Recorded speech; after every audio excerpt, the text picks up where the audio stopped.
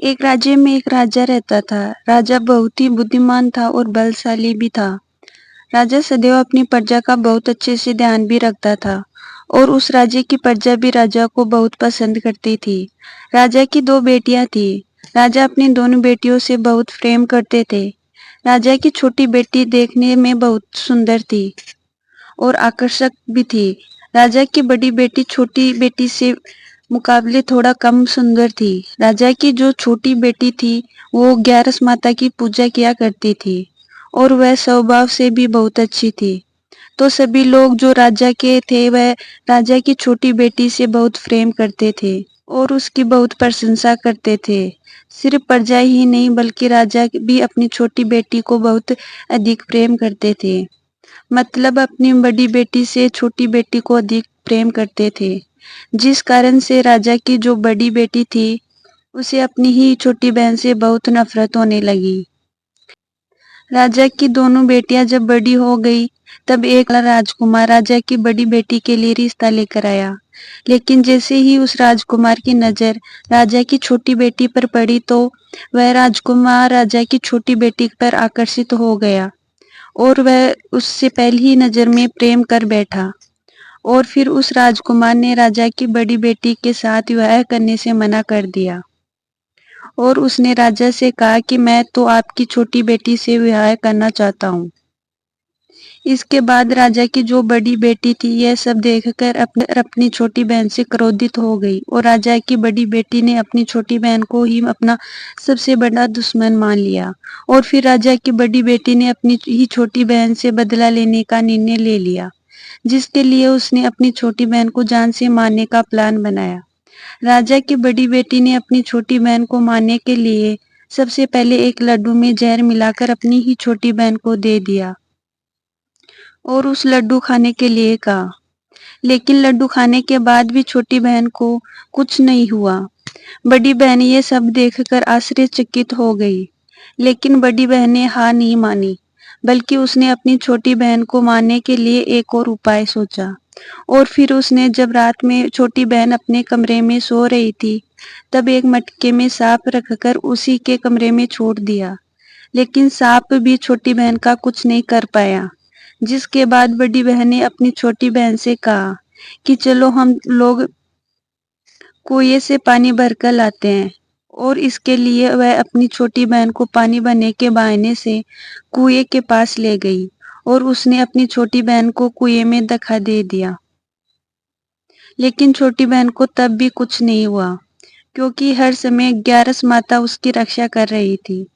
और उधर बड़ी बहन अपने सारे प्रयासों के बावजूद भी असफल हो रही थी, जिसके लिए वह बहुत क्रोधित होती जा रही थी। फिर उसने अपनी छोटी बहन के पास जाकर उससे खुद ही पूछ लिया कि मेरी प्यारी बहन, क्या तुमको पता है कि भगवान ने सबकी मृत्यु एक निश्चित समय पर लिखी हुई है और कैसे तुम्हारी मृत्यु होगी, क्या यह तुम जानती हो? तब छोटी बहन ने अपनी बड़ी बहन को बताया कि हाँ, मैं तो जानती हूँ कि मेरी मृत्यु कैसे होगी। अब छोटी बहन अब छोटी बहन से यह सुनकर बड़ी बहन ही मन मन अब छोटी बहन से यह सुनकर बड़ी बहन मन ही मन बहुत प्रसन्न होने लगी और उसने अपनी छोटी बहन से कहा कि तुम मुझे अपनी मृत्यु का राज तो बताओ। छोटी बहन ने अपनी बड़ी बहन से कहा कि मेरी मृत्यु तो एक तोते में है। जो तोते के गले में एक हार है, उससे मेरी मृत्यु होगी। जब कोई भी व्यक्ति उस तोते को मारकर वह हार अपने गले में पहनेगा तो मैं मूर्छित हो जाऊंगी और जैसे ही उस हार को अपने गले से उतारेगा तो मैं वापस जीवित हो जाऊंगी। अपनी छोटी बहन की मृत्यु का राज जानकर बड़ी बहन बहुत ही खुश हो गई और उसने अपनी छोटी बहन को मारने के लिए उसके पालतू तोते को ढूंढना शुरू कर दिया। और छोटी बहन को इस बात का और छोटी बहन को इस बात का आभास हो गया था कि कोई उसकी जान लेना चाहता है, जिसके लिए वह अपने पिताजी के पास गई, मतलब राजा के पास गई और उसने अपने पिताजी से कहा कि पिताजी, मेरी मृत्यु के बाद आप मुझे जलाइए मत, बल्कि आप मुझे अपनी पुरानी हवेली में एक पलंग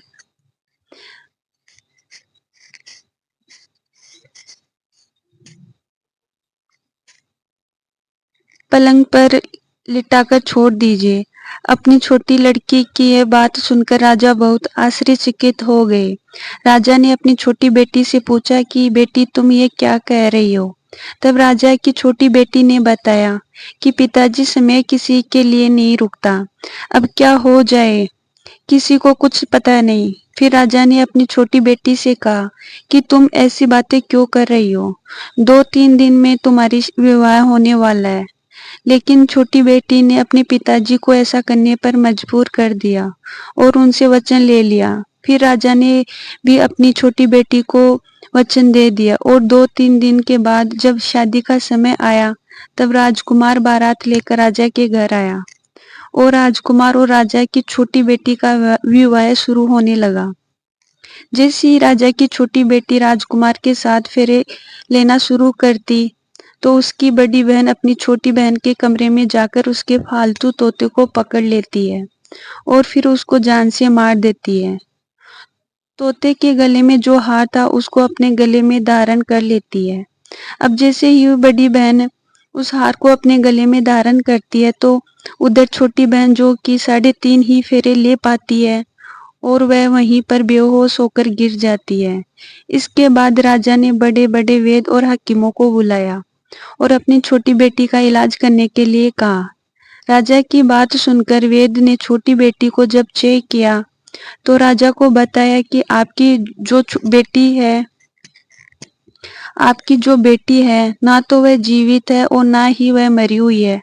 यह मैं ऐसा पहली बार देख रहा हूँ। फिर राजा ने वैद्य और हकीम को यह बार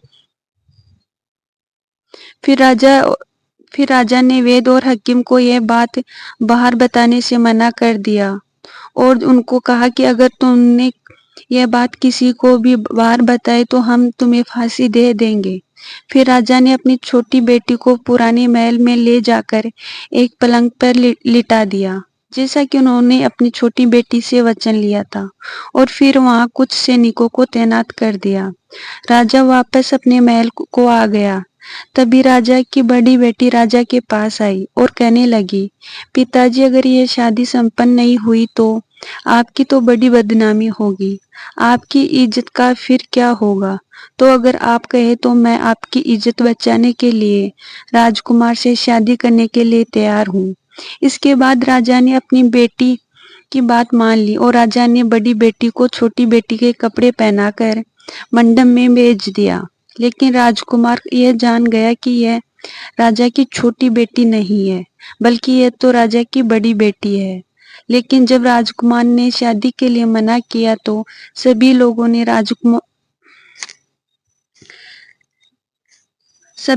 ने राजकुमार को विवश करके राजा की बड़ी बेटी से बचे हुए फेरों को संपन्न करवा दिया और विवाह करवा दिया। इसके बाद राजकुमार राजा की बड़ी बेटी को अपने महल ले गया। राजकुमार राजा की बड़ी बेटी से ना तो बात करता और ना ही उसको पसंद करता था, ना ही उसके आसपास भटकता था। राजकुमार ने फैसला किया कि वह अपनी प्रेमिका को अर्थात छोटी राजकुमारी को ढूंढकर रहेगा और यह जानने के लिए वह अपने घोड़े पर सवार होकर जंगल की तरफ निकल गया।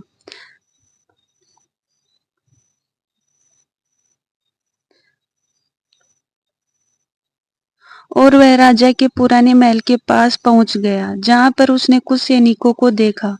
महल के पास पहुंचकर राजा ने जब महल को ध्यान से देखा तो वह समझ गया कि यह तो हमारे ससुर जी का महल है। तब राजकुमार ने सैनिकों से पूछा कि तुम लोग यहाँ क्या कर रहे हो और इस महल के अंदर इस पलंग में कौन लेटा हुआ है? इसके बाद सैनिकों ने बताया कि यहाँ पर तो राजा की छोटी बेटी लेटी हुई है। यह सुनकर राजकुमार बहुत प्रसन्न हो गया और वह तुरंत ही अपनी प्रेमिका के साथ छोटी राजकुमारी के पास पहुंच गया और उसकी सेवा करने लगा। जैसे ही रात हुई तो राजा की छोटी